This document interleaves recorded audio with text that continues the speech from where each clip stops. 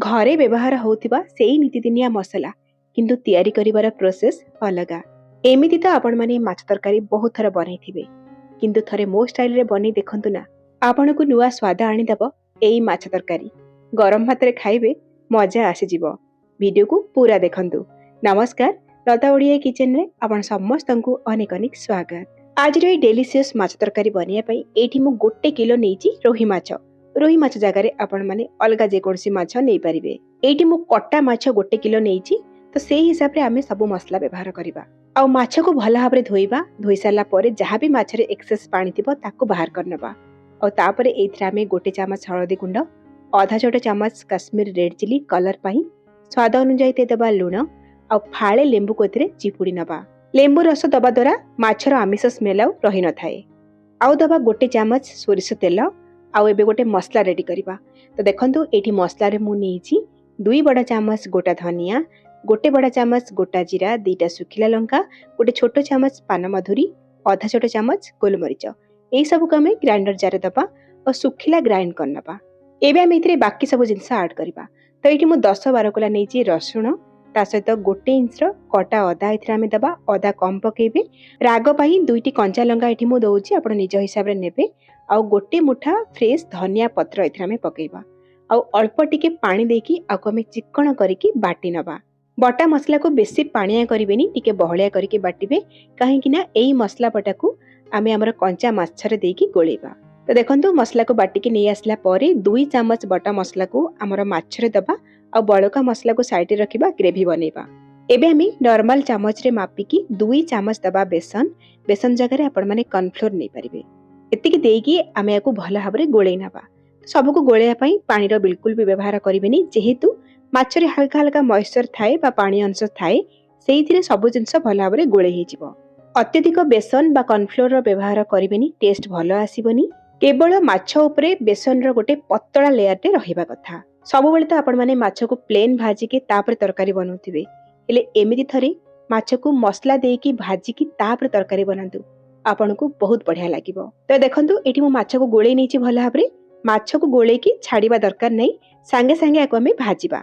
माछ को भाजिया पई पैन रे 4-5 चामच सोरिष तेल देकी भला भाबरे मु गरम करची। तेल पूरा धुआं भाला भली गरम हला परे आमे मैरिनेट कर रखितिबा माछ को तेल रे दबा। बहुत जने कंप्लेन करंती जे माछ भाजिला बेले भांगी जाउची। माछ को भाजिया पई सब बेले मोटा कड़ी रे व्यवहार करंतु। एठी मु नॉनस्टिक पैन नेची, आपण माने एल्युमिनियम कड़ी मध्ये नै परिबे। आ माछ भाजिया पई अधिका तेल नियंतु। आ तेल को भला भाबरे गरम करंतु। फ्लेम को स्लो करिवेनी माछ भाजिला बेले, मीडियम हाई रे रखिबे। आ अल्प अल्प माछ तेल रे देकी भाजिबे। देखिबे माछ भलरे भाजी हबो, बिल्कुल भांगीबनी। जेहेतु माछ भाजिला बेले छिटकी थाए, घोड़े घोड़े आपण भाजिबे। तो देखंतु गोटे साइड रो माछ भाजी गला परे मु उल्टे नेची। मीडियम हाई फ्लेम रे माछ को 2 साइड रो एकदम कड़ा और लाल करिकी भाजी नबा। दर्शक बंधु, आज रे रेसिपी जदि आपनको पसंद आसीबो, वीडियो को लाइक करिवे, शेयर करिवे। चैनल में जदि नुआ ताले प्लीज सब्सक्राइब करनेबे। फेसबुक पेज रे देखुतिले फॉलो तो निश्चय करिवे। एठी देखंतु माछ बहुत भला भाबरे भाजी गला। एबे हमें माछ भजा को गोटे प्लेट को बाहर करनबा। एई भली भाबरे हमें सब माछ को भाजी नबा।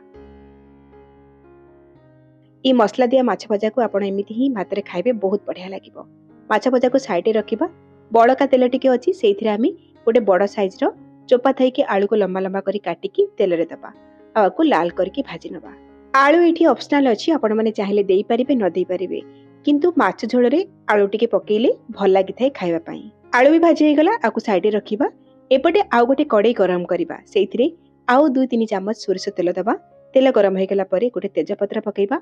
आधा छोटे चामच गोटा जीरा दबा। जीरा फुटी गला परे 2टी मीडियम साइज रो प्याज को छोट छोट करी काटी के इथरे पकेइबा। आ ता सहित स्वाद अनुसार दे देबा लूण। माछ भजारे ते लूण पकेइची, तरकारी पई जतिकी लूण दरकार आमे ए स्टेज रे पकेइबा। एबे आमे मीडियम फ्लेम रे प्याज को एकदम लाल करके भाजी नबा। प्याज भला भाबरे भाजी गला परे इथरे आमे 1 चामच पकेइबा कसूरी मेथी। आ गैस रो फ्लेम को स्लो करके आधा छोटे चामच हळदी गुंड और कलर पई आधा छोटे चामच पकेइबा काश्मीर रेड चिली।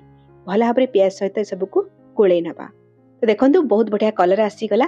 एबे आमे पूर्वर जो मसला को बाटी के रखिथिले, सेही मसला को इथरे आमे ऐड करिबा। ए सहित ग्राइंडर जार को धोईकी आउ 5-6 चामच पानी इथरे देकी मसला को भला भाबरे गोळेई नबा। फ्लेम को लो मीडियम रे रखिबा। आउ मसला को घोड़े घोड़ी 4-5 मिनिट पाई कसी नबा। एठी मसला भला भाबरे कसी हे गला। एबे आमे कौन करबा आउ टिके मसला को गोले की एथिरे आमे गोटे बड़ साइज रे टमाटो को बाटी की पकेबा। आपण चाहिले टमाटो को काटी के मध्य हथरे देई परिबे, किंतु बाटी के देले ग्रेवी टिके बहलिया हबो। या सहित आमे 3-4 चम्मच पानी भी देई दबा आ भला भाबरे मसला को गोले की आउ 3-4 मिनिट पई मसला को कसिबा। मसला को जिते भला भाबरे कसिबे ना तरकारी रो टेस्ट बा ग्रेवी रो टेस्टटा सेते भला आसीबो। मसलाटा कसिला समय रे आमे भजा आलू को मध्य देई दबा, जहा द्वारा मसला सहित आलू टिके भाजी हेगी सिझी जिवो। एठी हमरो मसला बहुत भला भाबरे कसी हे गला और कलर भी देखंतु मसलार बहुत बढ़िया आसी जाईची। तेल भी मसलारो छाड़ी आसी। एई स्टेज रे आमे कोन करबा ना पानी दबा। एठी गरम पानी दबा। आपण माने केते झोल रखिया पई चाहुतिबे सेही हिसाब रे पानी देबे। ता छोडा आमे माछ भजा रे बेसन रो व्यवहार करछे।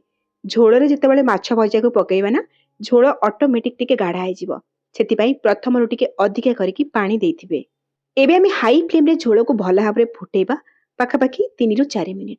झोल टिके भला भाबरे फुटी गले आमे भाजी रखिथिबा माछ को पकेइबा। झोल रे माछ भजा को देई सारला परे आमे हल्का रे माछ को तळ ऊपर करिकि गोळेई नबा और हाई फ्लेम कर देबा।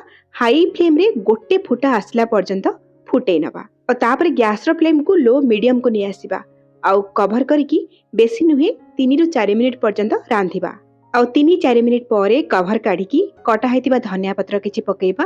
ता सहित गोटे चामच आमे गरम मसला दबा और टिके हल्का रे गोळेइकि आउ गोटे मिनिट 2 मिनिट रांधिबा और गैस रो फ्लेम को ऑफ करबा। एठी हमर तयारी हे गला सुपर टेस्टी रोही माछ आलू झोल, से पुनी नुआ उपाय रे।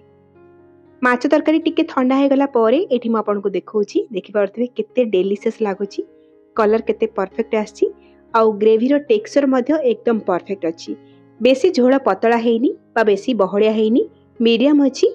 गरम भात रे खाइबे बहुत बढ़िया लागिबो। एई भली बनांतु। केमिति लागिला आपनक अनुभूति मो सहित शेयर करंतु। तले आज पई रहउछि, पुनी आसीबी आ गोटे नुआ रेसिपी नेकी। सेई पर्यंत रहली नमस्कार, बाय, धन्यवाद।